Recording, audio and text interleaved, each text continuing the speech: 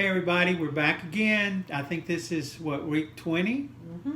And we're going to be talking about Proverbs for one more time. This is our last week in Proverbs, and we made it to Proverbs 31. Of course, that's going to be talking about the Proverbs 31 woman.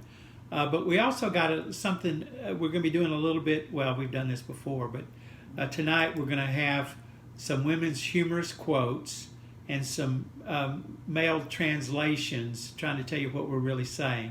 But Lana's going to start by giving us you're going to be sharing all the women's quotes. Okay. All right, first one. Only two phrases that can change a woman's mood. I love you and 50% off. That is true. Okay, now male translations. The first one is, can I help with dinner? That means, why isn't it already on the table? Okay, now Facebook questions, we asked 2 this week, and the first one got no answers, which is why we asked the second one. The first one asked about some attributes of a Proverbs 31 woman, and I was thinking, loving, industrious, good wife. Yeah, but nobody responded, so I asked a simple softball question: who is your favorite TV mom? And we got several answers to that. So, Lana? Yep, Greg Childers said Mrs. Cunningham. So yeah, happy days. Debbie and Robert Jeffrey said Carolyn Ingalls. She sometimes showed her anger, which that made her more real. Now that was on Little House on the Prairie. Okay. John Dyke said Jill Taylor, who's the mom on Home Improvement. Right. And the Toolman's wife. And then Beth said Linda Flynn Fletcher, who's the cartoon mom of Phineas and Ferb. Annie replied, Elvis said Deborah, Raymond's wife on Everybody Loves Raymond. Now that's the Smiths, and Deborah's last name is Barone. Yeah. All right. Hugh Austin said Lily Munster. Kelly Dyer said Sophia Petrillo from Golden Girls, and Thelma, and I think her last name was Harper from Mama's Family. All right. One of my favorite shows. And then Judy Rogers said Edith Bunker. And we usually don't tell ours, but mine would be Olivia Walton. Okay. And I will say Natalie Teeger from Monk. Okay. All right. Now, if you look at your lesson, it doesn't go over all the verses, but since the verses 10 to 31 form an acrostic, and that's, we see several Psalms that do this. Each verse is like the letters of the Hebrew alphabet in order. So we're going to read through all of those for you. So just bear with us, and we'll go back and highlight the ones we're going to talk about. Yeah, and that could have been to help the Jewish boys remember the attributes of a good woman. There we go. So, anyway, we're going to start with verse 10. It says, who can find a wife of noble character? She's far more precious than jewels. The heart of her husband trusts in her, and he will not lack anything good. She rewards him with good, not evil, all the days of her life. She selects wool and flax and works with willing hands. She's like the merchant ships bringing her food from far away. She rises while it's still night and provides food for her household and portions for her female servants. She evaluates a field and buys it. She plants a vineyard with her earnings. She draws on her strength and reveals that her arms are strong. She sees that her profits are good, and her lamp never goes out at night. She extends her hands to the spinning staff, and her hands hold the spindle. Her hands reach out to the poor, and she extends her hands to the needy. She is not afraid for her household when it snows, for all in her household are doubly clothed. Okay, I'm going to pick up at verse 22. She makes her own bed coverings. Her clothing is fine linen and purple. Her husband is known at the city gates, where he sits among the elders of the land. She makes and sells linen garments. She delivers belts to the merchants. Strength and honor are her clothing, and she can laugh at the time to come. Her mouth speaks wisdom, and loving instruction is on her tongue. She watches over the activities of her household and is never idle. Her children rise up and call her blessed. Her husband also praises her. Many women have done noble deeds, but you surpass them all. Charm is deceptive and beauty is fleeting, but a woman who fears the Lord will be praised. Give her the reward of her labor, and let her works praise her at the city gates. Wow, that is great, isn't it? Mm-hmm. All right. Also, here's another humorous quote. No woman has ever shot a man while he was washing the dishes. And that's why I do the dishes a lot. Okay, the next one. honey, it'd take too long to explain. That means I have no idea how it works. Yep. Okay, so what can we learn from a Proverbs 31 woman? Basically, we don't have time to go over everything, so we're going to focus on the roles that she fills. And the first role that she fills is the role of a wife, and that's in verses 10 through 12, 23, and 28. Who can find a wife of noble character? She is far more precious than jewels. The heart of her husband trusts in her, and he will not lack anything good. She rewards him with good, not evil, all the days of her life. Her husband is known at the city gates. Her husband also praises her. You know, not every Proverbs 31 woman is a wife. There are some single women who are also worthy of that. But if you're married, you know, there's some things we're going to learn about the qualities of a wife. First, she's more valuable than precious stones. Now, men, you need to recognize that your wife is more precious than your gold, silver, diamonds, or any precious stones. Next, it says that this kind of wife is good for her husband. She brings him good, not harm. Wives have the ability to either build up or tear down their husbands. You know, Proverbs 31 woman only brings him good. Because of this, her husband is respected. A great wife will make the difference between whether a man succeeds in life. Notice that this wife has a husband who compliments and praises her. You know, there's this old joke that a man was the president of a large insurance company, and he was on a trip with his wife, and they stopped to get gas, and while he visited the men's room, he returned to the car, and his wife was in a conversation with the guy that was pumping the gas. And when they got back in the car, the wife said to him, well, I knew him, he was a teenage friend, and we even dated. And the husband smiled and said, well, just think, if you'd married him, you'd be married to a gas station worker instead of the president of an insurance company. And his wife smiled back and said, no, dear, if I'd married him, he'd be the president of the insurance company and you'd be pumping gas. You know, that's kind of an old joke because now we pump our own gas, don't we? Okay. Anyway, it says the heart of her husband safely trusts in her. You know, trust is one of the most valuable elements of a good marriage. One of the greatest things any husband can say to his wife is, honey, I trust you. I don't have to know all the information, and you don't have to explain to me why you do what you do. I trust you. Yep. Well, here's another quote. There are two theories to arguing with a woman, and neither works. That's so true. Okay, the next one, the husband says, take a break, honey. You're working too hard. That means I can't hear the game over the sound of the vacuum. Yep. You know, the second role of the Proverbs 31 woman is a worker.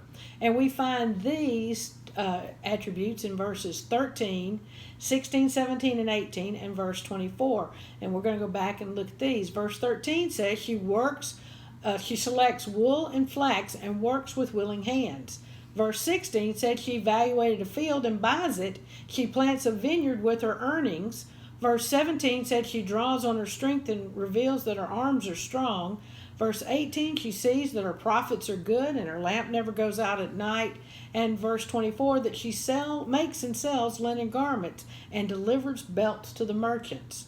You know, this woman is a woman who has a career, and in most of these jobs, it's obvious she's the boss. Notice all the commercial and entrepreneurial endeavors at which she's engaged. You know, let's see what she can do. She is able to purchase raw material. So she takes the raw material and makes them into something. She gives assignments to her servants' girls. She's in real estate and in commercial agriculture because she evaluates a field. So she's smart enough to give a fair market appraisal. She buys it, so she must have some operating capital and has some other investments because it said with her earnings, she plants a vineyard. Notice she's a diligent worker, that her lamp does not go out. She has to work even at night. And what does she do with the wool and flax that she bought in verse 13? She makes linen garments and sells them to the merchants. And by the way, you don't mix wool and flax. They're two different materials. Oh, okay. So she's in the tapestry business, and while people say the woman's place is in the home, there are more verses in this section that deals with her business expertise and that addresses more than her role of a wife and a mother. That's right. You know, one woman complained about what she called the chickenization of women. She said, women are frequently compared to poultry. We cluck at hen parties. When we aren't henpecking men, we're egging them on. In youth, we're called chicks. Later, mothers watch over their brood. Yeah. And then later, we're old biddies with an empty nest. So maybe that's why most women work as hard as men and get paid chicken feed. Okay. Never mind. And then there's another quote. The reason women don't play football is because 11 of them would never wear the same outfit in public. And that would be something that Phyllis Diller said. Yes. Okay. Now men say, I can't find it. I wind up saying this a lot. And what that really means is it didn't fall into my outstretched hand, so I'm completely clueless. Yep. Okay. The next role that we see is is the role of mother. That's in verses 14, 15, and 28. 14 says, she's like the merchant ships bringing her food from far away. She rises while it's still night and provides food for her household. And then here in verse 28, that's the reward for being a great mother. Her children rise up and call her blessed. You know, I've been blessed in the area of mothers. My mother was a nurse, an RN, and, you know, she worked outside the home my whole life except for those 2 years that we lived in the Bahamas. But I never felt like we were neglected growing up. But unfortunately, I lost my mom in 1984. So, folks, if your mother's still alive, make sure you let her know how much you love her. And, you know, then, before Mom passed away, of course, I did get married to you. And your mom became like a second mother to me, you know. And she's the only grand that our children had. So she did a great job at that. But even so, we lost her 10 years ago this month. I heard about a little girl who had a line in a Sunday school play, and all she had to do was quote the words of Jesus and say, I am the light of the world. She practiced it and practiced it. Her mom helped her, and she knew it, and she got up there, and when it was her turn to say what she was supposed to say, she went blank. And her mother began to whisper to her, I am the light of the world. And so she finally figured out, and she said, my mother is the light of the world. Yep. You know, it's tough being a mother. I heard about the mom who has 3 children, all under the age of 4, and their schedule is pretty hectic, and she bought a pack and play.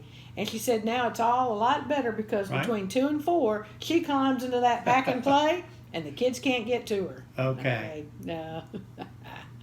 Moms, don't judge what your children say about you when they're teenagers. Wait till they grow up. That's when the promise in verse 28 is given. Mm-hmm. They will rise up and call you blessed. That's right. You know, here's some things that my mom taught me. My mother taught me about religion. You better pray that comes out of the carpet. My mom taught me about foresight. Make sure you wear clean underwear in case you get into an accident. My mom taught me about irony. Keep crying and I will give you something to cry about. And boy, did she say that. My mother taught me about the science of osmosis.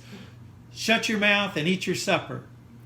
My mom taught me about weather. This room of yours looks like a tornado went through it.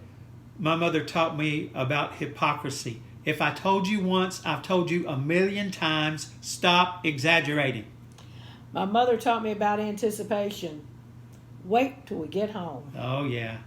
Okay, my mother taught me about medical science. If you don't stop crossing your eyes, they'll freeze that way.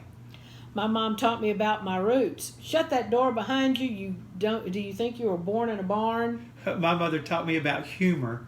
When the lawnmower cuts off your toes, don't come running to me. Yep. You know, by the time a woman realizes her mother was right, she usually has a daughter who thinks she's wrong. That's right. The other things that my mom taught me, you can draw more flies with honey than vinegar. Mm-hmm. If you can't say something nice, don't say anything at all. Black goes with everything, and it's slimming. Never wear white after Labor Day until Easter rolls around again. And if you play hooky or plot to run away, I will know. Uh-huh. Don't wear your new pajamas. You got to save them in case sometimes you're laid up in the hospital and you're going to need them. You can handle a lot more than you think you can. Right.